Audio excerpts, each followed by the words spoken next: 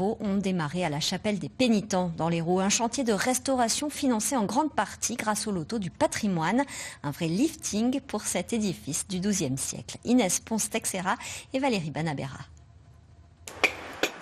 Depuis quelques semaines, c'est une drôle de musique qui s'échappe de la chapelle des Pénitents.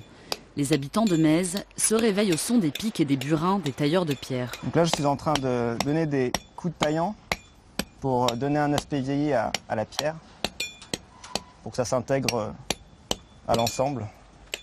Perchés sur leurs échafaudages, les artisans consolident les murs, les assainissent et restaurent les sculptures de cet édifice chargé d'histoire. J'ai travaillé plus en sculpture sur des cathédrales, mais ici c'est quand même exceptionnel. On est au bord de l'eau là, c'est très beau. On est bien ici. Exposée au vent marin, la chapelle est corrodée et menace de s'effondrer. Pour sauver ce monument du XIIe siècle, qui surplombe l'étang de Thau, un chantier titanesque attend les ouvriers. Vous voyez ces zones-là, on a remplacé déjà une partie des pierres d'appareillage qui étaient vraiment soit en très mauvais état, soit il n'y avait plus rien, il y avait des trous. Il y a 2 fenêtres qui sont entièrement à remplacer parce que la pierre s'est tellement effritée, elle est tellement fragile qu'il n'y a plus rien à faire avec.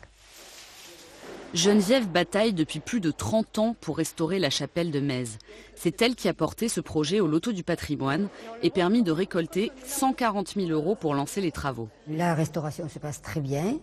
Cependant, quand on a installé les échafaudages, nous avons fait l'inventaire de ce qu'il y avait sur le toit. Or, le toit nécessite une restauration assez rapide et qui sera certainement onéreuse. Pour sauver le clocheton, les murs et le reste de l'édifice, l'association espère encore collecter près de 100 000 € supplémentaires. Comme tous les jeudis, on part randonner